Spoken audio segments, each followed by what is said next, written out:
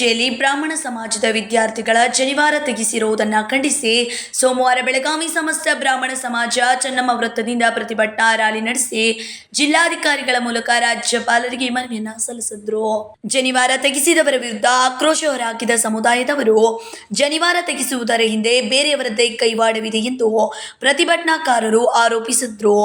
CET ಪರೀಕ್ಷೆ ಬರೆದಿದ್ದ ಶಿವಮೊಗ್ಗ, ಧಾರವಾಡ ಹಾಗೂ ಬೀದರ್ನಲ್ಲಿ ವಿದ್ಯಾರ್ಥಿಗಳ ಜನಿವಾರ ತೆಗೆದು ಪರೀಕ್ಷೆ ಬರೆಸಿದ್ದು ಖಂಡನೀಯ.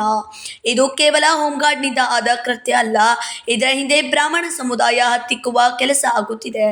ಇದನ್ನು ಬ್ರಾಹ್ಮಣ ಸಮುದಾಯ ಸಹಿಸಿಕೊಳ್ಳುವುದಿಲ್ಲ. ಸರ್ಕಾರ ಇದನ್ನು ಗಂಭೀರವಾಗಿ ಪರಿಗಣಿಸಬೇಕು, ಈ ಪ್ರಕರಣವನ್ನು ತನಿಖೆ ಮಾಡಿಸಬೇಕೆಂದು ಆಗ್ರಹಿಸಿದರು. ಸರ್ವರಿಗೂ ನಮಸ್ಕಾರ. ಸರ್ವೇ ಜನಾಃ ಸುಖಿನೋ ಭವಂತು.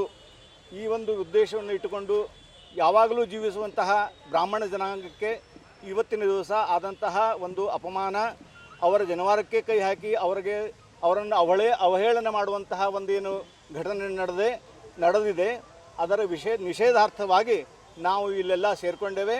ನಾವು ಈ ಘಟನೆಯನ್ನು ನಿಷೇಧಿಸ್ತೇವೆ. ಸರ್ಕಾರ ಇದಕ್ಕೆ ಸಂಬಂಧಪಟ್ಟಂತೆ ಪೂರ್ಣವಾದಂತಹ ಎನ್ಕ್ವೈರಿ ಮಾಡಿ ಯಾರು ತಪ್ಪಿತಸ್ಥರಿದ್ದಾರೆ ಅವರನ್ನು ಹಿಡಿದು ಅವರಿಗೆ ತಕ್ಕದಾದಂತಹ ಶಿಕ್ಷೆಯನ್ನು ಕೊಡಬೇಕು. ಮತ್ತು ಇದು ಕೇವಲ ಒಬ್ಬ ಹೋಮ್ಗಾರ್ಡು ಅಥವಾ ಗೃಹ ರಕ್ಷಕ ದಳದ ವ್ಯಕ್ತಿಯಿಂದ ಆಗಲಿಕ್ಕೆ ಸಾಧ್ಯವಿಲ್ಲ. ಇದರ ಹಿಂದೆ ಯಾರೋ ಬಹಳ ದೊಡ್ಡದಾದಂಥ ಒಂದು ಕುಮ್ಮಕ್ಕಿದೆ. ಎಲ್ಲರೂ ಬಂದು ತಮ್ಮನ್ನು ತಾವು ಎಕ್ಸ್ಪ್ರೆಸ್ ಮಾಡಿಲ್ಲ. ಯಾರ್ಯಾರು ಪೀಡಿತರಿದ್ದಾರೆ ಅದರಲ್ಲಿ ಒಂದು 2-3 ಮಂದಿ ಮಾತ್ರ ಇದನ್ನು ಹೇಳಿರಬಹುದು.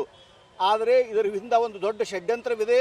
ಬ್ರಾಹ್ಮಣರನ್ನು ತುಳಿಯಲು ನೋಡ್ತಾ ಇರುವಂತಹ ಒಂದು ಭಾವನೆ ಸರ್ಕಾರಕ್ಕೆ ಇದೆ ಅಂತ ನಮಗನಿಸ್ತಾ ಇದೆ. ಆದ್ದರಿಂದ ನಾವು ಇದನ್ನು ನಿಷೇಧಿಸ್ತೇವೆ, ಇದನ್ನು ಪೂರ್ಣವಾಗಿ ನಿಷೇಧಿಸ್ತೇವೆ. ಎಲ್ಲರೂ ಹೇಳಿ ನಾವು ಇದನ್ನು ನಿಷೇಧಿಸ್ತಾ ಇದ್ದೇವೆ, ಖಂಡಿಸ್ತೇವೆ.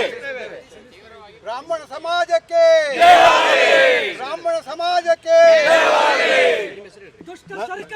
ನನ್ನ ಹೆಸರು ಬ್ರಾಹ್ಮಣ ಮುಖಂಡ ಪ್ರಾಣೇಶ್ ದೇಶಪಾಂಡೆ, ಸುನಿಲ್ ದೇಶಪಾಂಡೆ, ವಿಜಯ್ ಕುಲಕರ್ಣಿ ಸೇರಿದಂತೆ ಇತರರು ಉಪಸ್ಥಿತರಿದ್ದರು. Vinod Kolkar, KMM Kannada news, Belagavi.